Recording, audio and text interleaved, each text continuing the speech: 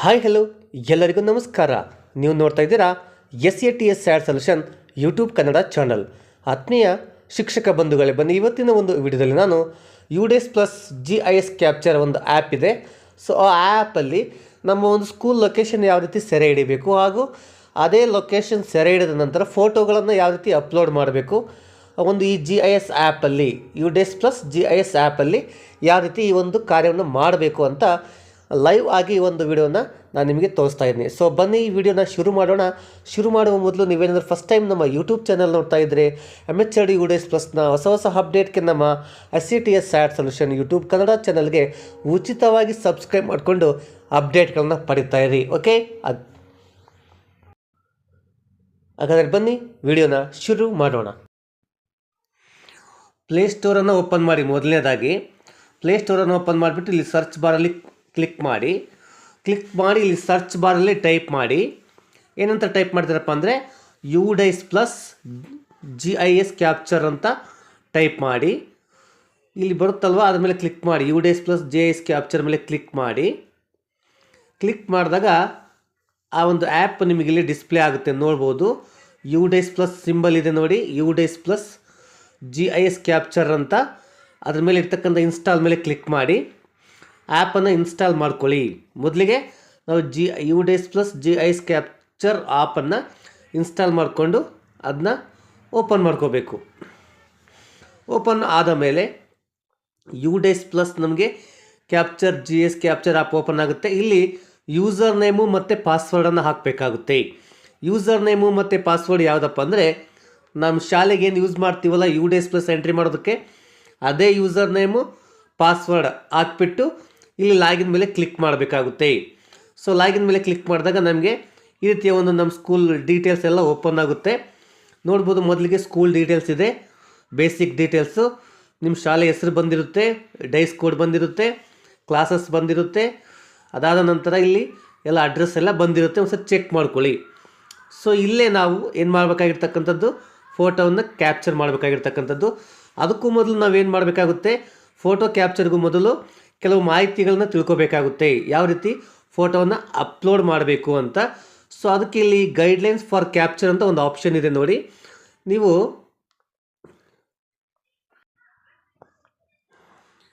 Guidelines for capture ಅನ್ನೋ option ಮೇಲೆ click ಮಾಡಿದರೆ ಅಲ್ಲಿ ತೋರಿಸುತ್ತೆ ನಿಮ್ಗೆ ಯಾವ ರೀತಿ ಇಮೇಜನ್ನು ಅಪ್ಲೋಡ್ ಮಾಡಬೇಕು ಅಂತ. ಸೊ ಅಲ್ಲಿರ್ತಕ್ಕಂಥ ಎಲ್ಲ ನೋಟ್ಗಳನ್ನು ನೀವು ಓದ್ಕೊಳ್ಳಿ.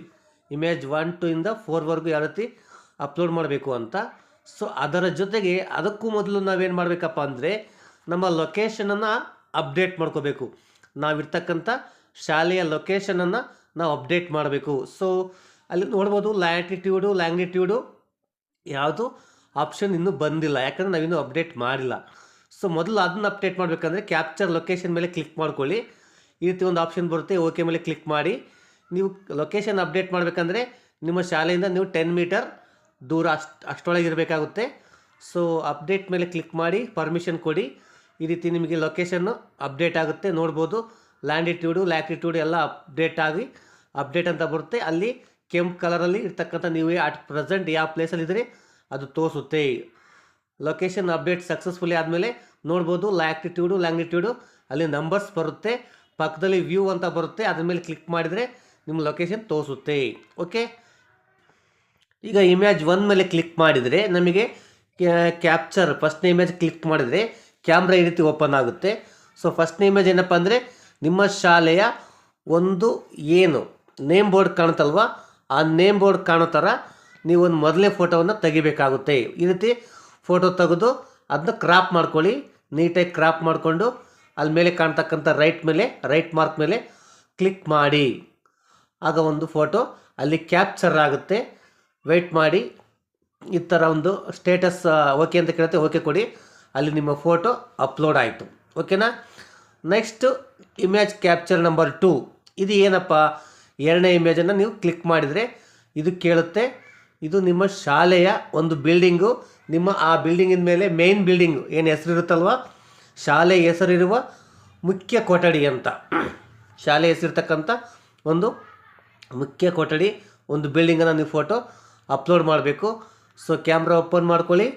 ಆ ಒಂದು ನೀಟಾಗಿ ಫೋಟೋವನ್ನು ನೀಟಾಗಿ ಕ್ಯಾಮ್ರಾ ಕ್ಯಾಪ್ಚರ್ ಮಾಡಿ ಫೋಟೋವನ್ನು ಓಕೆ ಮೇಲೆ ಕ್ಲಿಕ್ ಮಾಡಿ ಅಲ್ಲಿ ಹೆಚ್ಚು ಕಡಿಮೆ ಆದರೆ ಕ್ರಾಪ್ ಮಾಡಿಕೊಂಡು ನೀಟಾಗಿ ಆ ಫೋಟೋನ ಅಪ್ಲೋಡ್ ಮಾಡಿ. ಓಕೆನಾ?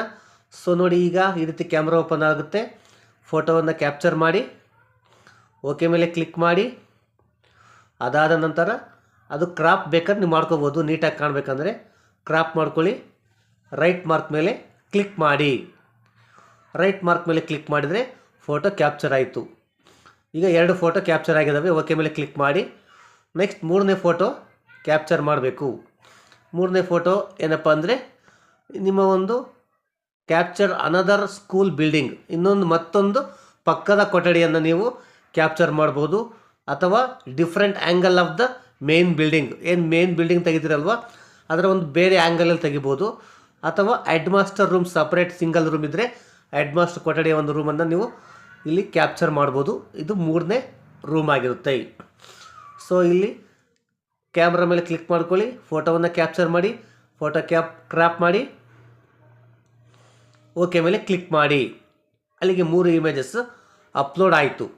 ಹೀಗೆ ಒಟ್ಟು 4 ಇಮೇಜಸನ್ನು ನೀವು ಅಪ್ಲೋಡ್ ಮಾಡಬೇಕಾಗುತ್ತೆ. ಸೊ ಇದು 3ನೇ ಇಮೇಜು ನಾನು ಅಪ್ಲೋಡ್ ಮಾಡ್ತಾ ಇರೋದು.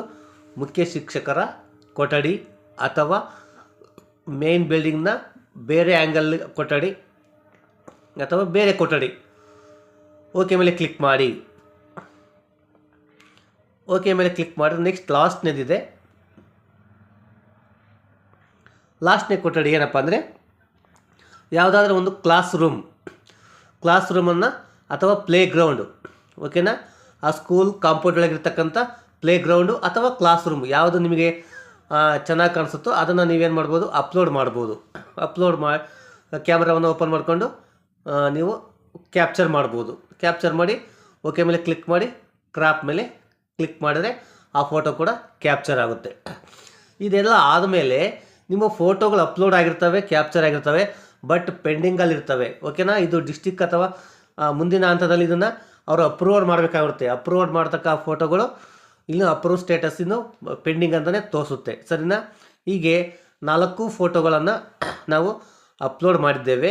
ಮೊದಲನೇ ಫೋಟೋ ಮೇನ್ ಗೇಟಿಂದು, 2ನೇದು ಮೇನ್ ಬಿಲ್ಡಿಂಗ್ ಶಾಲೆ ಹೆಸರಿರ್ತಕ್ಕಂಥದ್ದು, 3ನೇದು ಹೆಡ್ ಮಾಸ್ಟರ್ ರೂಮ್ ಅಥವಾ ಒಂದು ಯಾವುದಾದ್ರೂ ಆ ಮೇನ್ ಕೊಠಡಿಯ ಬೇರೆ ಹ್ಯಾಂಗಲ್ಲು, 4ನೇದು ಏನಾಗುತ್ತೆ ತರಗತಿ ಕೊಠಡಿ ಅಥವಾ ಒಂದು ಪ್ಲೇ ಗ್ರೌಂಡು. ಸೊ ಇಷ್ಟು 4 ರೂಮ್ಗ ಒಂದು ಫೋಟೋಗಳನ್ನು ನಾವು ಕ್ಯಾಪ್ಚರ್ ಮಾಡಬೇಕಾಗುತ್ತೆ. ಕ್ಯಾಪ್ಚರ್ ಮಾಡಿದ ನಂತರ ಎಲ್ಲ ಫೋಟೋಗಳು ಅಪ್ಡೇಟ್ ಆದಮೇಲೆ ನಿಮಗೆ ಫೋಟೋ ಅಪ್ಲೋಡೆಡ್ ಸಕ್ಸಸ್ಫುಲಿ ಅಂತ ಬರುತ್ತೆ.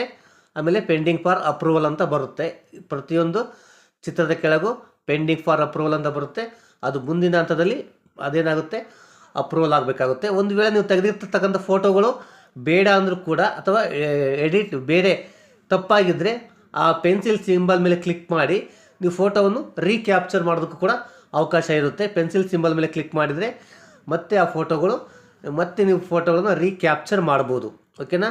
ಸೊ ಇದಿಷ್ಟು UDays ಪ್ಲಸ್ GIS ಕ್ಯಾಪ್ಚರ್ನಲ್ಲಿ ನಿಮ್ಮ ಶಾಲೆಯ ಲೊಕೇಶನ್ನು ಹಾಗೂ ಫೋಟೋಗಳನ್ನು ಯಾವ ರೀತಿ ಕ್ಯಾಪ್ಚರ್ ಮಾಡಬೇಕು ಅನ್ನೋದು. ಓಕೆನಾ? ಇಲ್ಲಿ ನೋಡ್ಬೋದು ಪಬ್ಲಿಷ್ಡ್ ಇಮೇಜ್ ಇನ್ನೂ ಬಂದಿಲ್ಲ, ಯಾಕಂದರೆ ಅಲ್ಲಿ ಅಪ್ರೂವ್ಡ್ ಆದಮೇಲೆ ಮಾತ್ರ ಅಲ್ಲಿ ಡಿಸ್ಪ್ಲೇ ಆಗ್ತಾವಂತ ತೋರಿಸ್ತಾ ಇದೆ. ಅಲ್ಲಿ ನೋಡ್ಬೋದು ಪೆಂಡಿಂಗ್ ಫಾರ್ ಅಪ್ರೂವಲ್ ಅಂತ ಇದೆ. ಅದು ಮುಂದಿನ ಹಂತದಲ್ಲಿ ಅವರು ಅಪ್ರೂವಲ್ ಕೊಟ್ಟ ಮೇಲೆ ಇಲ್ಲಿ ಇಮೇಜಸ್ ಡಿಸ್ಪ್ಲೇ ಆಗ್ತವೆ. ಇದು ಇವತ್ತಿನ ಮಾಹಿತಿ. ಸೊ ಈ ಮಾಹಿತಿ ನಿಮಗೆ ಇಷ್ಟ ಆಯಿತು ಅಂದ್ಕೊಂತೀನಿ. ಹಾಗಿದ್ದರೆ ದಯವಿಟ್ಟು ಒಂದು ಲೈಕ್ ಕೊಡಿ, ಕಮೆಂಟ್ ಮಾಡಿ, ಶೇರ್ ಮಾಡಿ. ಇದೇ ರೀತಿಯ ಮಾಹಿತಿಗೆ ನಮ್ಮ ICTS side solution YouTube Kannada ಚಾನಲ್ಗೆ ಸಬ್ಸ್ಕ್ರೈಬ್ ಆಗೋದನ್ನು ಮರಿಬೇಡಿ. So thanks for watching. ಧನ್ಯವಾದಗಳು.